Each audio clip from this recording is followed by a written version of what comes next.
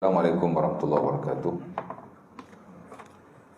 Innal hamdalillah nahmaduhu wa nasta'inuhu wa nastaghfiruhu wa na'udzu billahi min shururi anfusina wa min sayyiati a'malina may yahdihillahu fala mudilla lahu wa may yudlil fala hadiya lahu. Asyhadu an la ilaha illallah wa la syarika lahu wa asyhadu anna Muhammadan abduhu wa rasuluh. Allahumma salli wa sallim ala Muhammad wa ala alihi wa sahbihi ajma'in, amma ba'du. Rabbana zidna ilma wa zukna fahma wa taqabbal minna sa'ir a'malina innaka antas sami'ul alim. Setinggi-tinggi kesyukuran kepada Allah Subhanahu wa taala kerana pada pagi ini kita dapat sama-sama berkumpul untuk kita sambung kuliah kita yang telah kita tinggalkan pada bulan yang lepas, di mana kita hari itu baca tentang keyakinan Ahlus Sunnah wal Jamaah tentang Muhammad Rasulullah sallallahu alaihi wasallam. Jadi yang first part dulu, sejak kita berkuliah awal dulu, kita bincang tentang syahadat la ilaha illallah, first part daripada syahadah yang kita sebut dua kalimah syahadah kan. Yang first part dulu kita bincang tentang asyhadu an la ilaha illallah, ketuhanan Allah Subhanahu wa taala, banyak telah kita sentuh. Dan yang kedua tu, second part, kita bincang tentang wa anna Muhammadar Rasulullah ataupun wa asyhadu anna Muhammadar Rasulullah. Jadi apakah keyakinan kita tentang Muhammad Rasulullah based on syahadah itu? Pertama ialah keumuman risalah Rasulullah SAW. Ini saya dah huraikan bahawa kerasulan Nabi SAW adalah umum untuk seluruh manusia, sampai hari kiamat. Tak kira warna kulit, tak kira bangsa, tak kira di mana sahaja mereka berada. Berbeza dengan Nabi-Nabi terdahulu, di mana Nabi-Nabi terdahulu hanya diutuskan untuk kaumnya. Kalau kecil-kecil lah, kalau besar-besar lah. Tapi Nabi tidak. Wa ma arsalnaka illa kafatan lin-nasi basyiran wa nadhira. Dan tidak kami mengutuskan kamu wahai Muhammad melainkan kepada seluruh manusia, basyiran sebagai orang yang memberitahu berita-berita yang baik, wa nadhira, dan juga beritahu berita-berita yang buruk. Walakinna aktsarun nasi la ya'lamun. Tapi kata Allah, ramai manusia tidak mengetahuinya.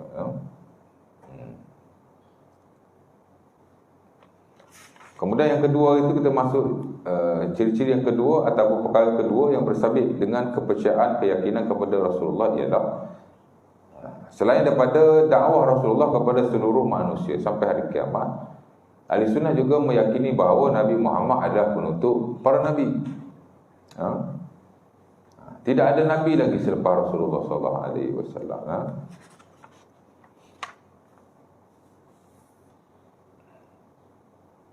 Dan saya dah baca ayat Quran yang mana Allah Ta'ala kata Nabi ini Nabi yang terakhir.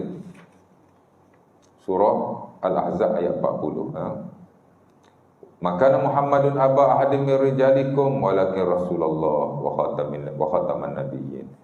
Bukanlah Muhammad itu bapa kepada sesiapa di kalangan kamu, tetapi ia adalah Rasulullah dan penutup para Nabi. Itu kena yang tegak betul-betul tu. Tidak ada lagi Nabi selepas Nabi. Tidak ada lagi Nabi selepas Rasulullah SAW. Itu Nabi Isa turun. Nabi Isa turun, tapi dia turun bukan sebagai seorang Nabi. Dia turun sebagai umat Nabi Muhammad SAW. Dia tak semayang dah cara dia semayang dulu. Macam mana dia semayang dulu kita pun tidak tahu. Tak penting pun. Tapi dia akan semayang macam kita semayang. Dia akan bersyariat totally dengan syarat yang diturunkan kepada Rasulullah SAW. Dia akan exactly ikut apa yang diwahyukan, apa yang disyariatkan dan apa yang disunahkan oleh Rasulullah SAW. Dia takkan bawa lagi ajaran dia yang dulu, kerana ia telah dinasahkan, telah dibatalkan oleh Al-Quran dan juga sunnah Rasulullah SAW. Jauh sekali dia takkan bawa ajaran sendiri. Itu tidak mungkin lah ya. Tapi dia akan jadi follower of the Prophet sallallahu alaihi wasallam. Dan saya dah baca hadis Nabi yang diriwayatkan oleh Abi Hurairah dalam Sahih Al-Bukhari dan Muslim, ya. Bukan. Daripada Jubair bin Mut'im, ya. Di mana Nabi berkata, li khamsatu asma, bagiku ada 5 nama. Nabi bersebut, ana Muhammad, akulah Muhammad, wa Ahmad, dan juga Ahmad. Ya. Ada orang kaitkan Ahmad dengan Ahad. Ahmad, Ahad, mana Allah dengan Muhammad dekat-dekat. Betul ke? Tak ada nas, tak ada takwil. Dia nak kait dengan Nur Muhammad tu. Ada orang tuan-tuan, dia boleh cerita detail tentang penciptaan ruh Nabi Muhammad sallallahu alaihi wasallam. One of the famous dai di Indonesia. Tak lama mari Malaysia dah tu. Sekarang pun ada panggil wali dah. Ini wali Allah. Kita tengok komen-komen orang kat bawah kan. Inilah wali Allah. Buya ni dah wali Allah dah ni. Pasal apa? Dia boleh cerita benda very detail. Sampai saya pun tanya, Buya, you cakap, awak cakap ni benda terlalu detail lah. May I know your source? Boleh saya tahu sumber awak? Tak jawab, habis sudah. Dia boleh cerita bagaimana Allah Ta'ala menciptakan ruh Muhammad. Ruh Muhammad dulu, mula-mula, sebelum Adam lagi tu. Allah Ta'ala hembus. Jadilah ruh Muhammad. Kemudian Allah Ta'ala ciptakan daripada ruh Muhammad, Nur Muhammad. Nur Muhammad pula di very detail lah. Betul. Mana dapat kasyaf lah tu, ilham. Ni ilmu para wali. Kita ikut Nabi, kita tak ikut wali. Jadi kita tak ada lah ilmu tu. Very detail lah. I am very confused. I am so wondering, macam mana dia dapat ya? Itu kuat Wahabi kau orang pula tu. Dia tak ada lah nas kan. Dan dia antara yang banyak mempromosikan zikir nafas, zikir hu. Tarik nafas, hu. Bukan tarik, lepas nafas, hu. Pasal dia kata nama Allah yang paling agung ialah hu. Tak baca Allah Akbar lah semayang. Hu Akbar saja. Hu Akbar. Hu Akbar. Dah hu kan? Dia ambil hu je. Dalam Quran tak ada. Tapi mungkin kasyaf lah kot. Tak tahu lah. Allah Ta'ala lah. Yang kira heran tu dia boleh cakap ruh very detail tu. Allah Ta'ala dah kata, yas'alunaka 'anir ruh qul ruh min amri rabbi wa ma utitu min ilmin illa qalila. Oh Yahudi tanya Nabi pasal ruh pun Nabi tak jawab. Tak jawab pasal Nabi tak ada ilmu tentang ruh. Akhirnya Allah Ta'ala turun ayat tu. Mereka bertanya kamu tentang ruh. Kau jawab saja, ruh adalah urusan Tuhanku. Kamu tidak diberi ilmu dalam perkara itu. Kamu tidak diberikan ilmu melainkan sedikit sahaja. Ada benda Nabi jawab, ada benda Nabi tak jawab. Because Nabi tidak diwahyukan. Itu rahsia Allah ruh ni. Tapi kita heran bercerita very specific. Itu beza ilmu wali. Beza ilmu yang direct daripada Allah. Soal tokoh besar tasawuf di Malaysia. Dia baca kalam Abu Yazid Al-Bustami. Akhaztumul ilma min mayyitan am mayyit. Akhazna al-ilma hayyan 'anil hayy lazi la yamut. Kamu ambil ilmu hati yang mati daripada orang yang mati. Tuan belajar kitab Imam Syafi'i. Mana Imam Syafi'i? Dah mati dah. Kamu hanya ambil ilmu dari orang yang mati. Hatta Nabi pun mati. Kami ambil ilmu dari hati yang hidup, daripada Tuhan yang Maha Hidup. Dia ilmu direct. Jadi kita tak ada lah apa yang mereka ada. Itulah beza ya.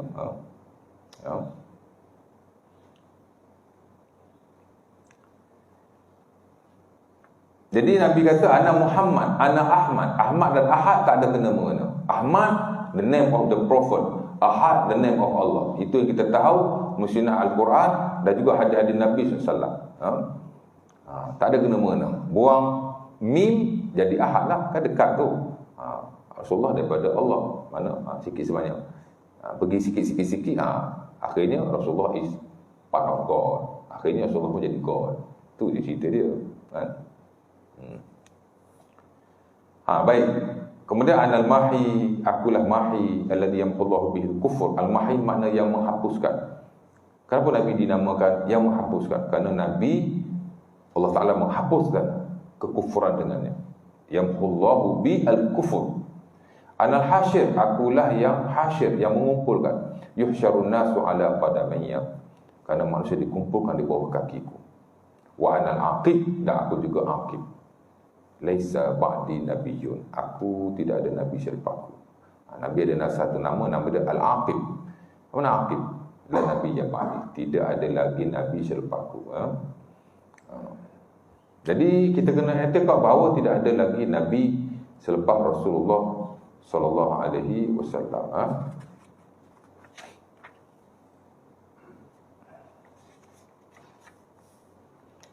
Yang ketiga Ahlussunnah, hari ini saya tak baca lagi kot. Yang ketiga Ahlussunnah juga berkeyakinan bahawa Rasulullah tidak mengetahui perkara ghaib. Itu satu benda yang penting juga ya. Jangan sesekali kita i'tiqad Nabi atau mana-mana anbiya mengetahui perkara ghaib, melainkan apa yang diwahyukan kepadanya. Kita tak boleh kata tahu ghaib macam tu saja, tak. Al-anbiya la ya'lamuna al-ghaib. Para anbiya tidak mengetahui yang ghaib. Illa ma uhiya ilaihim, melainkan apa-apa diwahyukan kepadanya. Dan apa-apa yang diwahyukan kepadanya disampaikan kepada kita. Maksud orang Nabi tahu, sekadar orang kita tahu. That's it. Pasal ghaib ni adalah rahsia Allah Subhanahu wa taala. Dan Allah Taala sebut jelas dalam Quran. Qul la aqulu lakum indi khazainullah. Katakan wahai Muhammad kepada mereka, aku tidak mengetahui khazainullah. Khazanah Allah, rahsia Allah. Wala alamul ghaib, aku tak tahu benda ghaib. Ada sahabat Nabi, dia ingat dia nak mati. Nama dia Sa'd bin Abi Waqqas dalam Sahih Muslim. Nabi pun marilah melawat dia. Dia kata, wahai Rasulullah, kamu tengok aku ni dah sakit sangat dah. Aku ni banyak harta, anak tinggal seorang saja perempuan. Apa aku nak buat? Boleh tak aku sedekah keseluruhan hartaku? Tak boleh, Nabi kata. 2/3, tak boleh. Separuh, tak boleh. 1/3, 1/3, Nabi kata okey. Sebab tu bila kita belajar babul wasiyah, bab wasiat, hadis Sa'd bin Abi Waqqas, nombor 1 sekali dalam ranking. Ya. Kenapa? Kerana dia ingat dia nak mati. Patut kalau Nabi tahu benda ghaib, Nabi cakap kat dia, tak payah wasiat lagi, kau belum nak mati lagi. Pasal dia tak mati pun. Dia hidup lagi selepas itu. Pasal apa Nabi tak beritahu dia, kau ni belum mati lagi ni.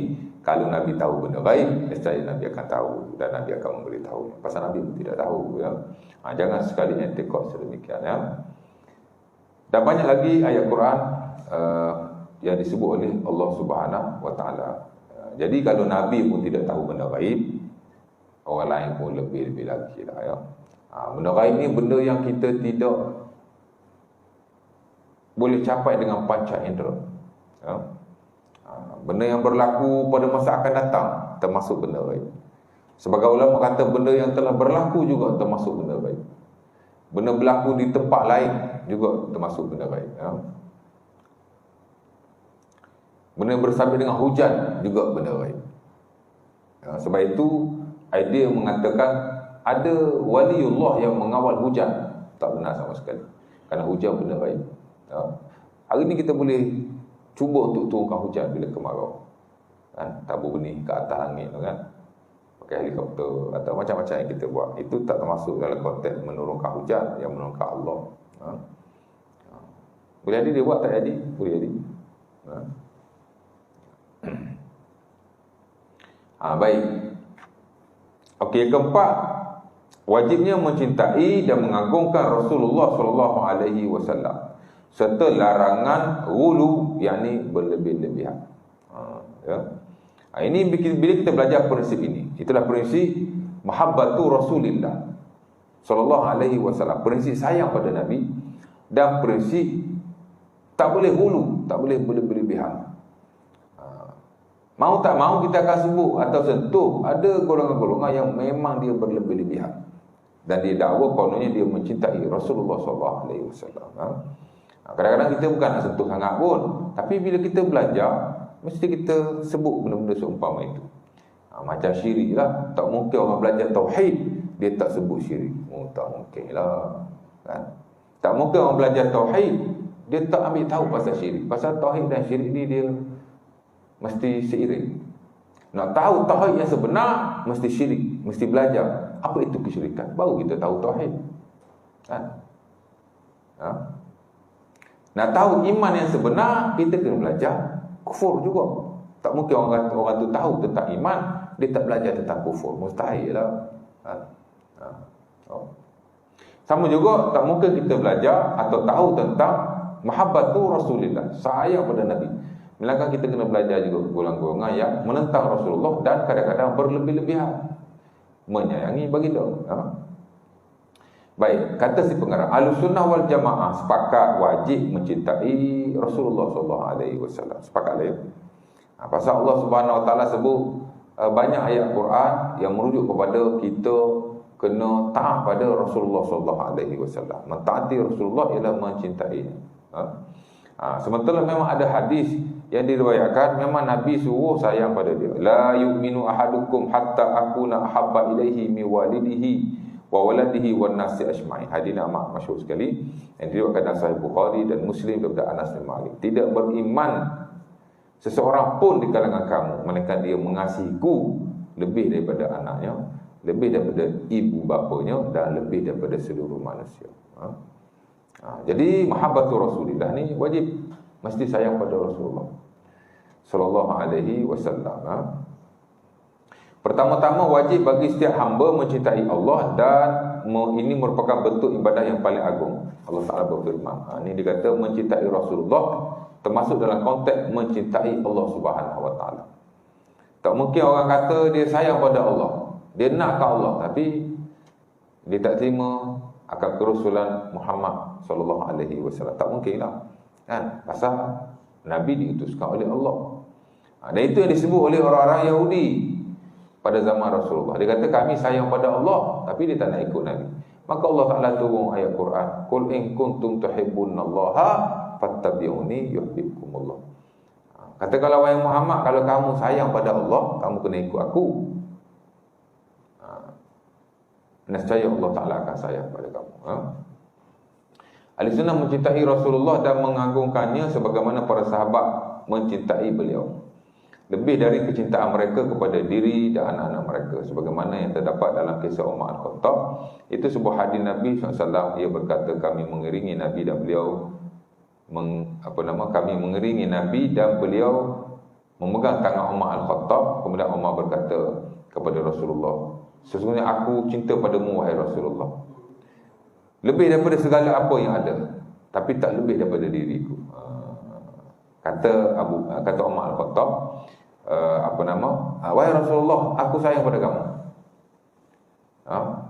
tapi aku sayang kamu lebih daripada segala-galanya, melainkan diriku. Aku sayang diri aku lagi lah, kan? Ini diri aku. Nabi pun berkata kepadanya, tidak, demi Allah yang jiwaku berada di tangannya, hingga aku sangat engkau cintai.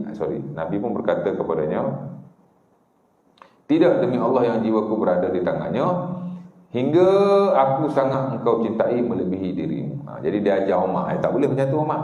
Mu kena kata mu sayang pada aku lebih daripada diri kau. Baru jadi, baru betul sempurna imannya.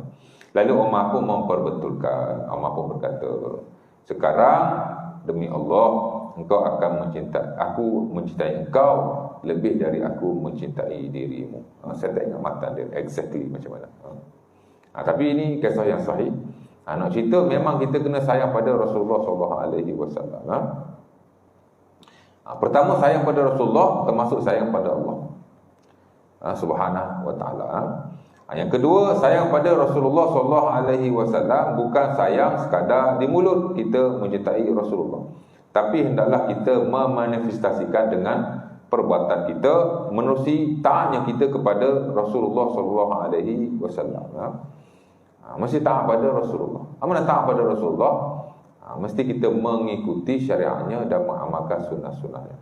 Banyak ayat dalam Quran tak dinukilkan dalam buku ini. Ada selepas ni ada disebut. Tak apa. Banyak ayat dalam Quran Allah Ta'ala sebut kita mesti cinta Rasul, taat pada Rasulullah, mengikuti syarahnya dan mengamalkan sunnahnya, ya. Dalam surah An-Nisa ayat 59 kata Allah, ya ayyuhalladzina amanu atti'ullaha wa atti'ur rasul wa ulil amri minkum. Wahai orang-orang yang beriman, taatlah kamu pada Allah, taatlah kamu pada Rasul dan pemimpin-pemimpin kamu.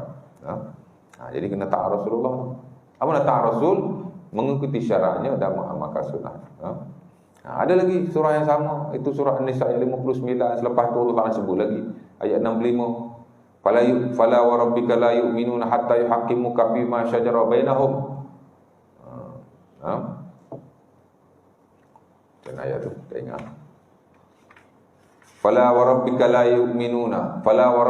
yu'minuna hatta yuhaqqimuka fima syajara bainahum summa la yajidu fi anfusihim harajan mimma qadaita wa yusallimu taslima. Ingat juga. Itu ayat yang Allah Subhanahu menyatakan bahawa tidak kita ni dianggap sebagai beriman, melainkan kita menerima apa yang dibawa oleh Rasulullah SAW dengan sebaik-baik penerimaan.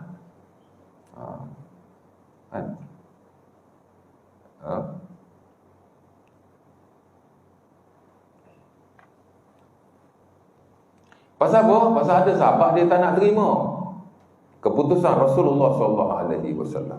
Ada juga. Biasalah, sahabat ni dia manusia. Sebab itu Nabi ambil masa 23 years nak didik para sahabat ni. Ingat Nabi jadi Nabi, sahabat jadi ikut je semua gitu. Dah. Kan? Ada berlaku sesuatu, berlaku begini. Kan? Nabi SAW, seumpama diriwayatkan oleh Al-Imam Al-Baghawi dalam tafsirnya, ayat ni turun kerana Nabi nak mengawinkan hamba yang dia beli dulu, kemudian dibebaskan, nama Zaid bin Harithah. Kesan ni masyhur juga lah, ya. Dengan Zainab bintu Jahsh, adik-beradik dia tak bagi. Abdullah bin Jahsh, mak dia pun tak bagi. Apa nama mak dia? Umayyah bintu Abdul Muttalib, tak bagi. Mula-mula dia terima. Pasal apa? Dia salah. Dia ingatkan Nabi pinang untuk dirinya. Dan Zainab pun nak lah. Radiyah. Pada mereka, dia reda. Okey lah, dia kata. Bila dia tahu Nabi meminang untuk Zaid bin Harithah, dia tak nak. Lalu Allah Ta'ala turunkan ayat berkenaan, baru dia kata, Al-an raditu ya Rasulullah. Sekarang aku reda wahai Rasulullah. Lalu Nabi pun mengawinkannya. Nabi bagilah kat dia mas kahwin. Nabi bagi kat dia 30 dinar, 65 dirham. Nabi bagi kat dia tudung, bagi kat dia kain, bagi kat dia jubah, bagi kat dia milhafah, kain yang meliputi seluruh badan. Nabi bagi dia makanan. Nabi bagi 60 gantang makanan, 30 gantang kecupak, cupak-cupak. Nabi bagi 60 cupak makanan, 30 cupak tamar. Nabi bagi pada Zainab bintu Jahsh. Kita ini pun bagi macam-macam kan. Bagi makanan. Entah apa dia panggil, lebih kurang lebih kurang. Mungkin lah, ya. Jadi Nabi bagi. Bagi mas kahwin, kemudian bagilah benda-benda seumpama itu. Pemberian suami kepada isteri lah. Dia kata tak ada masalah. Sebagai adat tu dia bagus. Dan tidak bercanggah dengan syarak. Baik. Jadi tak boleh, ya. Apa-apa yang diputuskan oleh Rasulullah mesti diterima dengan sebaik-baik.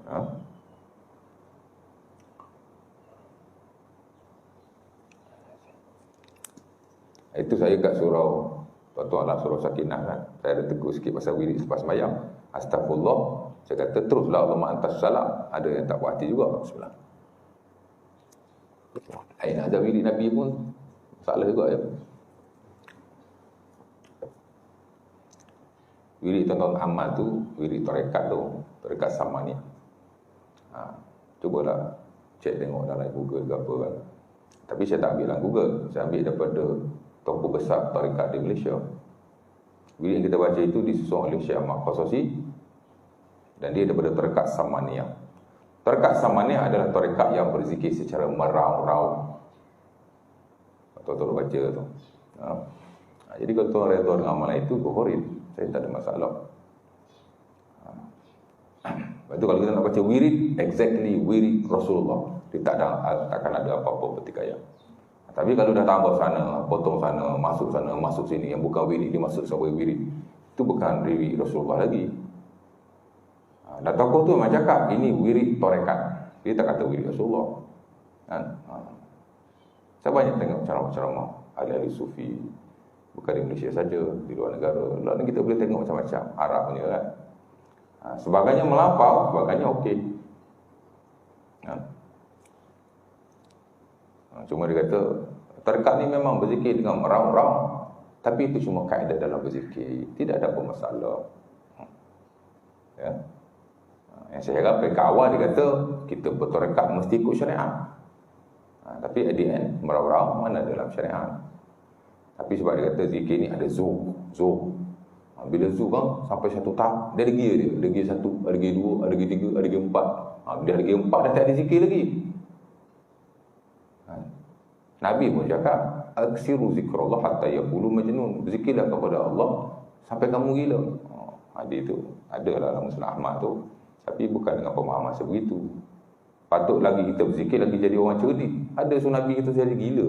Memang Nabi kata berzikirlah, perbanyaklah berzikir kepada Allah sehingga mereka mengatakan kamu gila.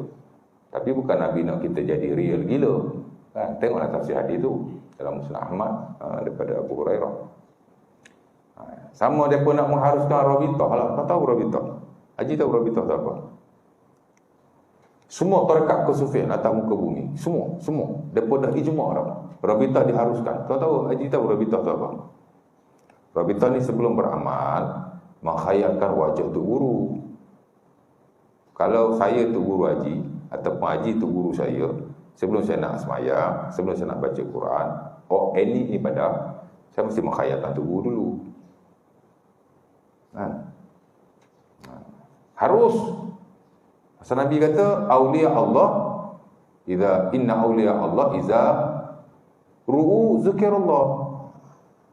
Dia kata Nabi pun ada kata.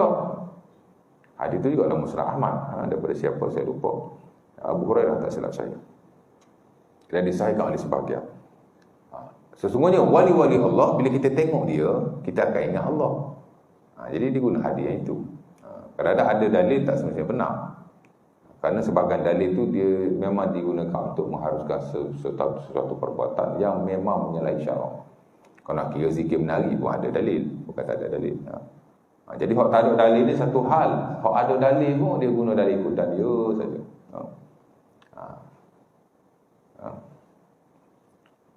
Jadi kalau tak boleh nak menghayalkan, tengok gambar. Okey, Allahu Akbar. Itulah cerita dia. Kan? Boleh dia tu. Sahabat Nabi nak sembahyang. Pertama, hadis tu Nabi Allah Taala kata wali-wali Allah. Tugu demo wali Allah ke? That is one question. Yang kedua, hadis tu tak ada kena-mengena dengan menghayalkan, tengok, tak ada kena-mengena. Kalau hadis itu, itulah tafsirannya. Nescaya sahabat Nabi SAW akan menggambarkan wajah Rasulullah sebelum mereka beribadah. Very simple to understand. Kan?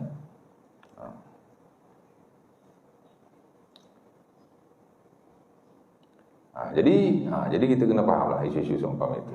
Jadi bila kita belajar syariat, belajar akidah macam ni kan, hatta belajar fiqh pun mau tidak mau benda-benda seumpama kita kena sentuhlah. Jadi nak cerita sayang pada Rasulullah, ikut syariatnya dan mengamalkan sunnah. Jadi kalau kita tahu inilah yang diamalkan oleh Rasulullah, ini yang dibaca oleh baginda, kita ikut yang itulah. Jadi tidak ada apa-apa masalah kan? Jadi saya tegur hari itu, dia astagfirullah, terus la ilaha illallah, baru Allah ma'antas salam. Dia riwayat sekali kan? Kita belajar hadis, kita belajar fiqh, hadis dengan fiqh sama saja wirid dia, tapi tak sama yang kita baca. Contohnya ini ikut mana? Confirm kita ikut apa yang kita baca, ya tak? Tak percaya buka buku fiqh kat belakang tu, buka buku hadis, sama tak yang kita baca? Exactly not the same. Memang takkan sama. Pasal wirid tuan-tuan tu dah dipotong, dah dicampur dari sana, dari sini, ikut dan dia je. Kalau Syekh Qasasi itu masih hidup dan dia berada di hadapan saya pada hari ini, saya nak tanya dia, pasal apa yang dia duduk tambah, duduk potong sana? Tak lengkap ke apa yang Nabi baca dan dia ajarkan kepada sahabat-sahabat yang tak lengkap ke? Yang nak pergi potong-potong ikut dan tu. Jadi akhirnya bercanggah. Apa yang ada bercanggah dengan apa yang termaksud dalam hadis, termaksud dalam yang bercanggah. Kita nak amal macam mana?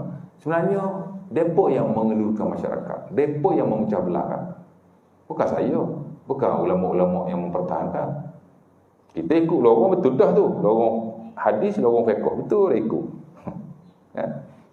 Sentuh sikit je, tegur nak bagi betul kedudukan je. Saya tak sentuh habis lagi tu, tak bagi banyak lagi tu. Kan? Kalau nak cakap tentang sebagai amalan yang kita amalkan yang bukan daripada Rasulullah, tapi daripada tarikat, I can take 1 or 2 hours to discuss about that. Tapi kita tak adalah berlebihan, kita slowly sebut. Jadi kalau kita tahu yang Rasulullah begitu, kita amal yang itu. Very simple to understand. Itu saja. Sebab apa? Sebab kita disuruh supaya sayang pada Rasulullah SAW. Tengok sahabat Nabi SAW. Mula-mula dia tak terima, tapi bila Nabi mereka awal mereka tak terima lah. Pasal dia ingat Rasulullah binasa. Akhirnya Allah Ta'ala tu ayat. Bila Allah Ta'ala tu ayat, dia kena ikut lah ya. Dan banyak lagi ayat-ayat yang lain ya. Dalam surah Al-Ahzab ayat 36, ini jelas sekali. Allah Ta'ala kata, "Makana lil mu'min wala mu'minah idza qadallahu wa rasuluhu ay yakuna lahumul khairah min amrihim." Tidaklah bagi seseorang mukmin atau mukminah itu bila ada keputusan daripada Allah dan Rasul, mereka ada pilihan untuk diri mereka sendiri. Mereka kena ambil pilihan daripada Allah Ta'ala dan Rasul. Apa pilihan Allah? Syariat Allah lah. Apa pilihan Rasul? Sunnah Rasulullah. Jadi tak ada pilihan. Hak ni hak Nabi, hak ni hak Tok Syekh, mesti aku ikut Nabi. Itu yang sepatutnya kepada every mukmin dan every mukminah based kepada ayat yang saya baca ini. Kata wali tak ikut Nabi ke? Yes, some of them. Tok Syekh tak ikut Nabi ke? Yes, one of them. Atau few of them.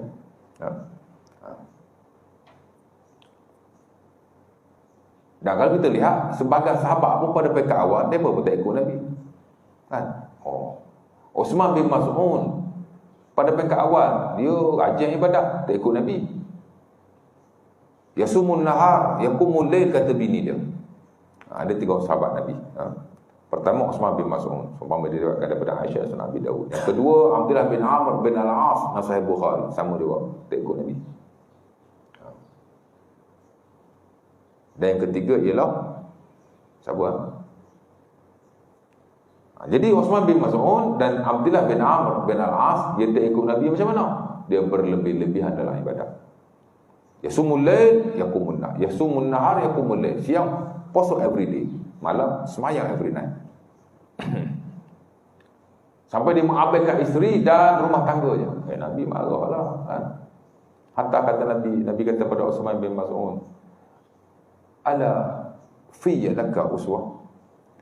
Bukankah aku yang paling baik untuk kamu jadikan contoh? Nabi tanya Osman bin Mas'ud. Ala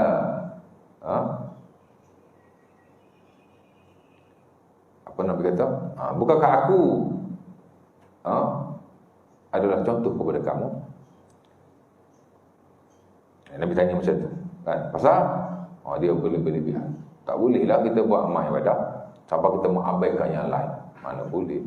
Satu lagi Abu Darda, saya lupa. Satu Osman bin Mas'ud, satu Abdullah bin Amr bin As, satu Abu Darda. Abu Darda pun sama. Sampai isteri dia pun kusuk masai. Mutabazzilah. Nabi Dawud daripada Salma Al-Farisi. Dan 3 kisah ni kisah yang masyhur, kisah yang sahih, di mana sahabat boleh berlebihan nak beribadah kepada Allah.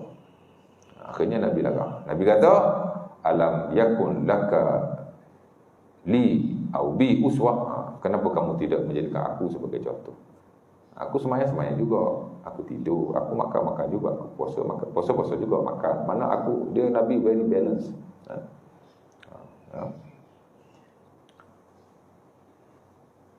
Ada orang dia nak pergi ibadat dalam gua. Nabi tak bagi.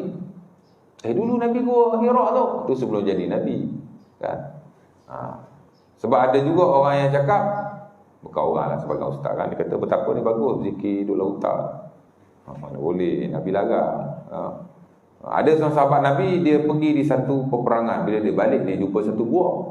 Ini diriwayatkan oleh Al-Imam, dinukilkan oleh Al-Imam Ibn Jauzi, riwayat Abi Umamah. Ada seorang lelaki, saya baca Melayu, saya uraikan. Ada seorang lelaki, dia lalu gua, dia balik satu peperangan. Tiba-tiba dia nampak satu gua. Dia pun pergi tengok gua tu, ada air, ada pokok. Aku boleh ibadah kat sini ni.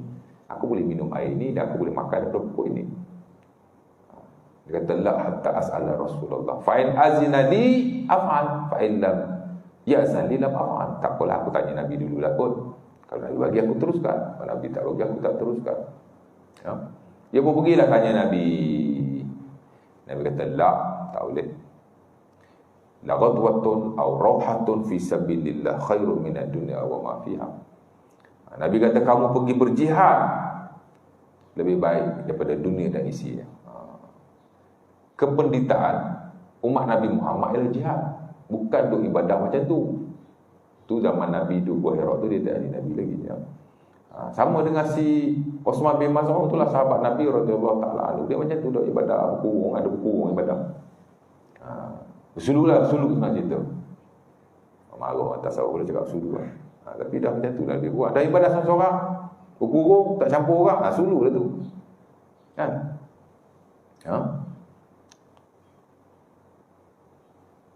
Jadi Nabi larang lah. Dan Nabi berkata kepadanya,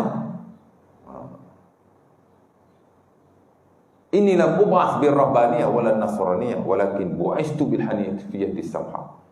Aku tidak lagi diutuskan dengan kependetaan Yahudi, kependetaan Nasara. Pasal orang Yahudi dan Nasrani memang ada dalam syariat mereka kena kependetaan, duduk seorang-seorang, ibadah seorang-seorang. Ada. Tapi Nabi kata, aku sudah tidak ada. Aku tidak dibawa kependetaan Yahudi maupun Nasrani. Tapi yang aku bawa ialah Al-Hanifiyyah Samha.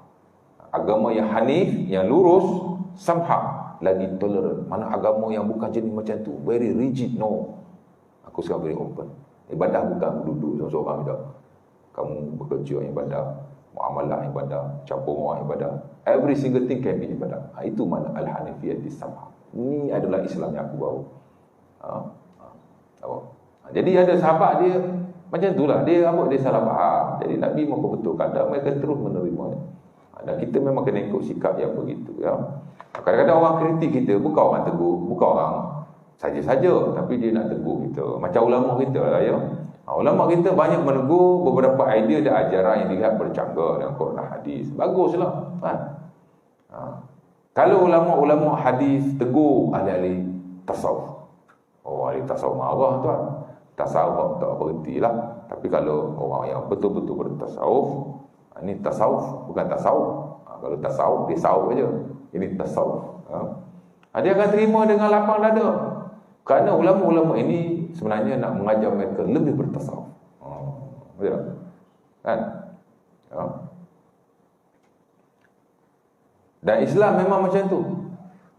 Dr. Yusuf Al-Qardawi dalam satu wawancara, orang tanya dia, macam mana orang tegur banyak ahli-ahli syariat pasal syariat yang hakikat ni, dia kadang-kadang dalam some circumstances dia memang susah nak ngam. Pasal idea yang ada dalam ajaran itu dia memang bercanggah lah. Macam dia sebut kan, ada sebab dia memang dia bercanggah, jadi susah. Jadi macam mana? Apa jawab dia? Dia kata at-tasawwufu ilmun min al-kasairil ulum wa sufiyah qata'in min at-tawa'id la na'fuduhum 'ala al-itlaq wa la naqbal kull shay'in minhum. Biasa je dia kata kan? Dia kata ilmu tasawuf seumpama ilmu-ilmu yang lain. Sufi juga seumpama kumpulan-kumpulan yang lain. Kita tak tolak 100%, kita pun tak terima 100%.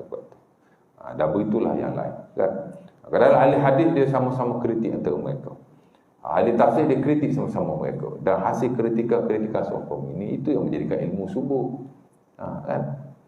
Kalau masing-masing tak boleh buat kritikan, masing-masing tak boleh buat teguran, tuan-tuan takkan jumpa satu buku sampai berjilid-jilid, takkan jumpa. Tapi disebabkan atas prinsip dan konsep-konsep sedemikian. Ilmu subuh dengan sebab ada keterbukaan. Dan masing-masing melihat dari sudut pandang masing-masing. Mungkin kita tak setuju dengan seseorang. Kan? Kerana kita ada sudut pandang yang lain, tapi as long as dia tidak secara jelas bercanggah dengan syarak kita yang berterangkan Al-Quran dan hadis-hadis Nabi SAW, maka tidak ada masalah. Tapi kalau jelas-jelas canggah tak boleh lah ya. Sebaik-baik kita elakkan. Dan Nabi sebut lagi dalam hadis yang lain, Nabi kata ada 3 golongan dia akan mendapat kemanisan iman. Pertama, jika dia sayang pada Allah dan Rasul lebih daripada segala-galanya. Kan? Sebab itu subjek kita dalam agama ni tak lain tak bukan Allah, Rasul. Allah, Rasul. Allah, Rasul.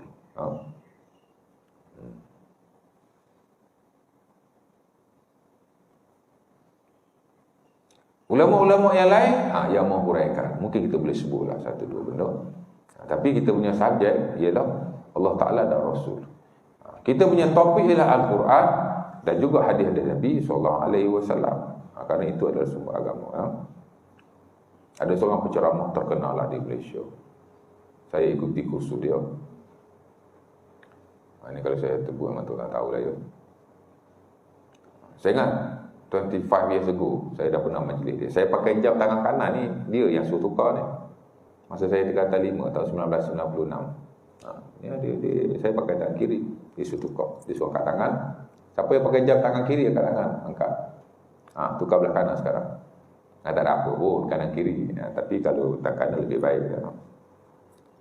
Pakai kanan. Tayammum Nabi kata apa? Kerana Nabi jubut tayammum fi kulli syai'. Nabi suka kanan jam, kanan kiri tak ada masalah pun, tapi mudah-mudahan kanan lebih baik. Itulah lah saya pergi. Saya tu dekat SPM motivasi lah, dia motivasi lah. Kemudian 2 tahun lepas saya habis kuliah subuh, saya shoot pergi ke Dewan di satu sekolah, dia buat di situ. Ahli politik panggil dia bagi motivasi, bagi ceramah lah ya. Jadi bila hujung ceramah dia berkongsi lah doa-doa, zikir-zikir dia seumpama ya. Saya ingat dalam 20 minit, setengah jam macam tu, dia macam cakap seagama sikit lah ya. Cakap seagama, dia baca hadis Nabi, dia baca berdoa, dia baca zikir. Habis dia majlis saya dengan dia, saya pun pergi personal Facebook, saya bertulis kat dia. Saya kata tu apa nama, saya panggil apa kat dia ya, panggil doktor pun. Cakap pasal agama saya kata sengaja. Tapi subjek dia bukan Rasulullah. Harundin. Ni Harundin buat, ni Harundin amat, ni Harundin buat, ni Harundin amat. Arwah lah ya. Saya kata Harundin is not a prophet. Dia bukan Nabi. Pasal apa tak terus kepada Rasulullah? Ada sebahagian doa yang kita ajar tu Rasulullah punya. Kan? Pasal apa? Ni amalan Harundin, ni bacaan Harundin, ni Harundin, ni Harundin. Islam tak ajar macam tu. Ya. Rasulullah terus lah, saya kata kan. Saya kata when we talk about religion, our subject is the prophet. Satu. Yang kedua saya tegur pasal hadis. Dia kata hadis ni sahih. Saya tepuk meja lagi. Hadis ni sahih. Tak ada. Hadis tu sepakat tidak sahih. Adalah 2-3 poin yang saya tegur dia. Walaupun dia seorang yang masyhur, famous, tapi saya kata kenapa betul kan. Tapi dia terima dengan lapang dada. Dia baguslah ya.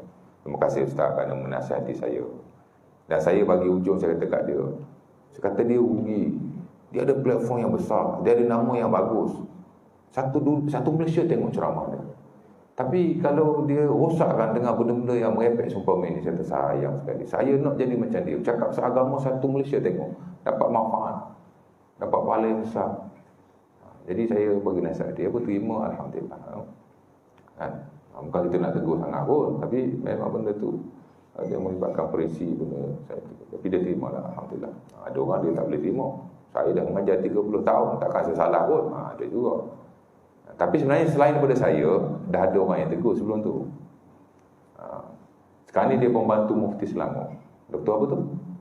Saya tengok nama dia. Itu lagi lah, dia tegur kat Facebook terus. Tulis kat Facebook terus. Sebab member ni dalam radio, dia baca satu hadis, hadis tu palsu. Okay, saya lagi okey lah. Saya personal message dia. Saya tak tulis tu dalam Facebook. Sebab dia orang ada nama. Kan? Lagi satu dia hanya bercakaplah kelompok yang kecil. Satu dewan tu saya ingat adalah dalam 200 orang. Cakap, saya tak tulis dalam Facebook.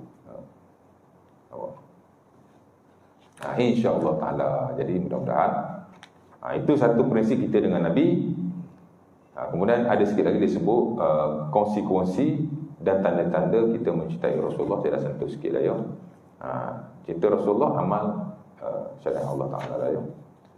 Dan akhir sekali anjuran berselawat kepada Rasulullah. Ini pun penting kerana ia adalah perkara yang melibatkan khusus dari sudut amalan kepada Rasulullah SAW.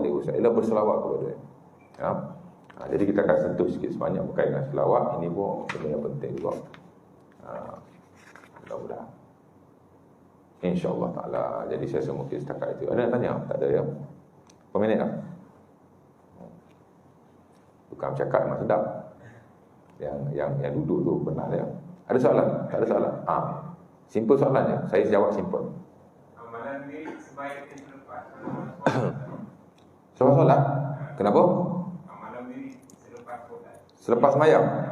Wirid selepas semayang pertama istighfar. Astagfirullah. Sekejap, mak minum dulu. Okey. Wirid selepas semayang.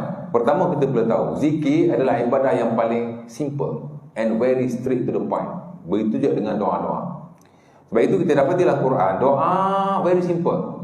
Mana ada doa berjela-jela, hatta zikir pun tak ada. Doa yang paling panjang ialah doa yang terdapat dalam surah Al-Baqarah ayat terakhir. Rabbana la tu'akhizna in nasina aw akhtana. Rabbana wa la tahmil 'alaina isran kama hamaltahu 'alal ladzina min qablina. Sampai habis ya. Adapun doa-doa di tempat yang lain semua pendek-pendek belaka ya.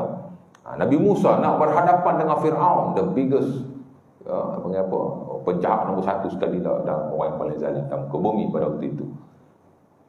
Ya Allah Ta'ala sebut doa Nabi Musa, Rabbi najini minal qaumiz zalimin. Ya. Ada Nabi nak dapatkan zuriat, Allah Ta'ala ajar dia baca doa, Rabbana hablana min Rabbi habli min ladunka zuriyatan tayyibah innaka sami'ud du'a. Ya. Rabbi habli minas salihin. Itu Nabi tak dapat anak, dia doa. Very simple doa ya. Nak bagi zuriat jadi baik, Rabbana hablana min azwajina wa zurriyatina qurrata a'yun waj'alna lil muttaqina imama. Itu doa para anbiya. Ada orang ajar nak bagi anak bagi baik lepas sembahyang, Fatihah baca 7 kali, sedekah ke anak. Anak kita hidup bagi dia sedekah apa kat dia? Doa ada dia kan baca doa ni. Okey. Jadi dia tak melibatkan khilaf yang banyak, dia tak melibatkan perbahasan yang berjela-jela. Sebab tu buku-buku zikir dihimpun oleh para ulama. Daripada zikir Rasulullah, very straight to the point. Mereka setengah-setengah golongan dalam tasawuf yang cuba tak boleh kan, tambah sana, tambah sini, tokok sana, tokok sini. So dia buat zikir dia sendiri, akhirnya dia amalkan lebih daripada zikir Rasulullah SAW yang disebut sebagai hizib dengan fadilat-fadilat tertentu yang tidak pernah ada dalam syarak. Kan? Dan mereka saya tak nafi mengagungkan hizib lebih daripada zikir Rasulullah sallallahu alaihi wasallam. Hizib ciptaan para wali kononnya. Sama dengan wirid selepas sembahyang, very simple. Pertama kita baca istighfar, astagfirullah, astagfirullah, astagfirullah. Allahumma antas salam wa minkas salam, tabarakta zal jalali wal ikram. Sekarang ni kita cari wirid selepas sembahyang, Rasulullah punya aja. Cukup perfect dan tak campur dengan hal yang lain. Kecuali kalau kita redha lah berwirid dengan wirid rekat yang meram-ram, bukhari tak apa. Baik. Astagfirullah, astagfirullah, astagfirullah, Allahumma antas salam, minkas salam, tabarakta zal jalali wal ikram. Lepas tu la ilaha illallah wahdahu la syarika lah, lahul mulku wa lahul hamdu wa ala kulli syai'in qadir. Tapi tak berhenti setakat tu. Dalam wirid kita dah potong situ.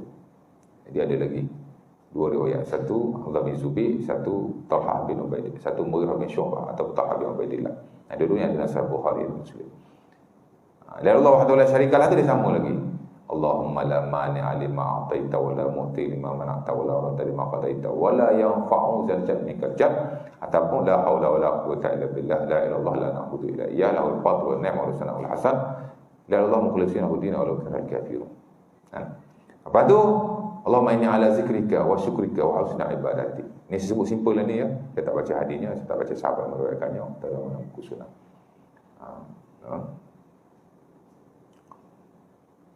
Saya ajar di surau di Cerah, saya ambil 2 kuliah, ajar pasal wirid lepas sembahyang saja. Bacaan-bacaan yang betul, ikut apa yang ada dalam buku hadis dan apa yang ada dalam buku fiqh. Bukan apa yang kita amalkan. Pasal kita amalkan daripada tarekat. Tarekat merau-rau. Malu dengan ahli tarekat ya. Apa tadi? Lepas tu baca ayat kursi, baca 3 kul, tasbih lah, 33 33 ataupun 33 334. Ataupun subhanallah 10 kali, alhamdulillah 10 kali, la ilaha illallah 10 kali, Allahu akbar 10 kali. Habis. Ini set wirid Rasulullah SAW yang ada dalam hadis, yang ada dalam buku fiqh. Yang ada dalam buku fiqh. Kan? Tuan-tuan duk baca la ilaha illallah wahdahu la syarika lahu lahul mulku wa lahul hamdu wa huwa ala kulli syai'in qadir 10 kali, saya dah habis dah. Finish. Saya dah boleh baca buku, saya dah boleh buka itu, buka ini kan. Saya boleh rujuk saya nak ajar apa tadi. Sebab zikir Nabi very simple and very straight to the point. Tapi itu yang perfect. Itu yang perfect. Kita jangan ingat yang Nabi punya pendek kot, tak perfect kot. Ada. Yang Nabi itu punya paling perfect dan very simple. Saya ingat less than 3 minutes kalau kita baca secara biasa lah ya. Nampak? Kadang-kadang kita punya pendirian tu ya. Wirid sedia ada, pertama dia potong.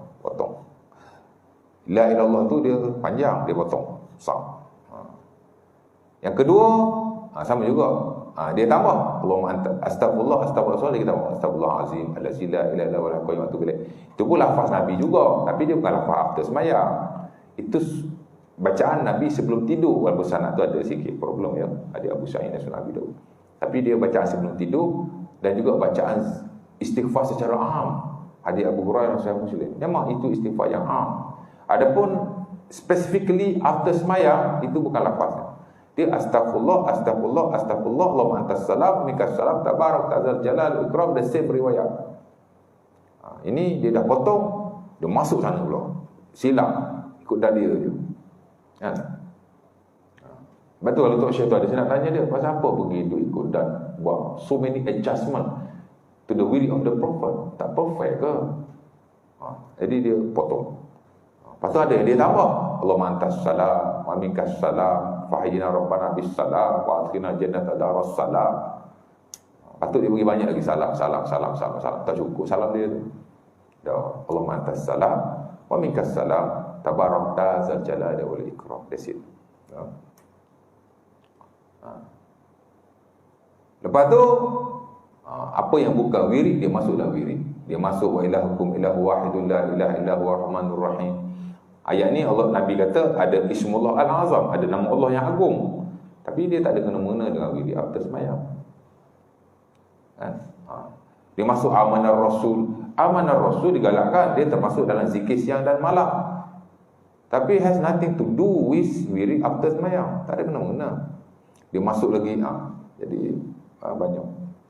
Sudah banyak adjustment. Jadi saya kata dia bukan wirid Rasulullah lagi. Dan tokoh tu memang cakap ini wirid tarekat. Ya. Tak apalah ya. Jadi kita yang tahu, kita beramal ikut ilmu yang kita ada. Dan bila kita beritahu sebenarnya yang Rasulullah ni lebih simple. Yang itu ada buku fiqh pun. Kan? Pasal zikir ni tuan-tuan, dia tak ada apa-apa isu. Dia very straight to the point. Apa-apa yang diriwayatkan daripada Nabi itu dimuatkan dalam buku-buku syarah, buku fiqh buku hadis itu dia tak ada apa-apa. Tak ada melibatkan khilaf yang banyak. Kalau buat hukum banyak khilaf. Kat takbir nak kat sini ke nak kat sini ke, tak tangan sini ke sini ke, hal lain. Zikir dia tak ada apa-apa masalah. Tapi disebabkan memang ada banyak ajaran yang mengambil peluang manipulation kepada zikir. Dia nak ubah sembahyang, tak boleh ubah. Nak ubah puasa, tak boleh ubah. Satu-satunya ibadah yang ada sedikit kelapangan dan keterbukaan, yang memang kita boleh buat adjustment, zikir lah. Kan? Sepakat ulama kata ibadah yang paling afdal ialah sembahyang. Dia kata ibadah bukan sepakat lah ya, majority. Dia kata ibadah paling afdal zikir. Kan? Jadi banyak manipulation. Tak apalah, mudah-mudahan ya, mudah-mudahan. Jadi kalau kita tidak belajar dan tidak diberi pendedahan, kita tidak tahu. Kadang-kadang bukan susah pun ya. Untuk kita amal yang Rasulullah punya, kerana yang Rasulullah punya inilah yang paling simple dan yang paling perfect, itu yang paling penting. Dan sebenarnya bila kita amal, kadang-kadang macam ada orang lah kan, dia kata Nabi simple dia, doa dia, wirid dia. Dia kata itu Nabi, kita ni labi-labi. Tak pernah dengar? Ada seorang ustaz very famous mana? I don't know which idea this ustaz have in term of the prophet. Dia tak tahu dia punya view Rasulullah ni macam mana. Dia kata itu Rasulullah, memanglah wirid dia pendek. Kan? Nabi, kita ni labi-labi. I don't know lah. Bagi saya, ini biadab lah ya. Cukup biadab. Tapi itulah ya. Jadi itu very simple. That's it. Cuma ada yang lain lah, tapi dia doa yang macam Allahumma ajirni minan nar, dibaca setiap maghrib atau subuh. Itu doa yang nak baca boleh, tak nak baca pun tak apa. Saya pun tak pernah baca. Lagi tak ada kot. 10 kali yang kita baca maghrib dan subuh sebelum imam berpaling. Sebelum imam berpaling macam mana? Nabi lepas sembahyang salam, baca 1-2 zikir, Nabi terus bangun. Tak ada nak pusing-pusing kaki kan? Memang ada hadisnya, hadis Tirmizi. Nabi kata siapa yang sembahyang after sembahyang subuh dan maghrib, dia baca la ilaha illallah 10 kali sebelum dia memusingkan badannya, sebelum dia membengkokkan kakinya. Memang ada, tapi tambah itu tidak sahih. Membaca 10 kali la ilaha illallah itu memang sunnah, adalah sahih Muslim, tapi not specifically after sembahyang. Dia termasuk dalam wirid pagi dan wirid petang. Itu lebih sahih. Jadi tak ada syarat asal maghrib subuh ya nak 10 kali baca, tak semestinya. Pasal Nabi memang dia baca 1-2 zikir, after that dia beredar. Kalau kita ikut pun, kalau Imam Ghazali, dia tak pernah imam lama duduk pas sembahyang ni. Tengok dalam Ihya Ulumuddin, dalam Wazifatul Imam. Dia kata alal imam ayasarif aqibas salamihi kazalika fa'ala Nabi wa Abu Bakar wa Umar. Dalam imam itu beredar selepas salam. Itulah perbuatan Nabi, Abu Bakar dan Umar. Kalau saya assalamualaikum saya terus bangun, itu mazhab Imam Ghazali. Tapi hari ini dia jadi mazhab Wahabi. Tak boleh buat apa lah ya.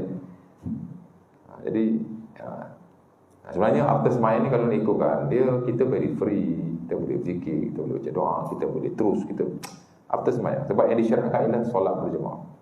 Itu saja. Tapi dah macam tu kan.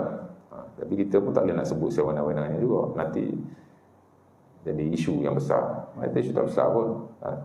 Tegur zikir sikit je. Bagi daripada sebut astagfirullah. Pasal imam tu dah sebut astagfirullah, betul dah tu. Astagfirullah, astagfirullah, astagfirullah. La ilaha illallah wahdahu la syarika. Saya pun sebut lah. Saya kata bila disebut astagfirullah, masuklah Allah atas salam, baru la ilaha illallah. Itu saja kan. Tapi ada yang marah juga ya. Jadi nak sebut hak Nabi baca pun kena marah juga. Jadi saya tak tahu lagi yang siapa punya lagi yang orang tidak mahu. Kan? Sebab dia tak faham, ya. Jadi dia pun tak mengaji, mungkin dia pun ikut-ikut ya.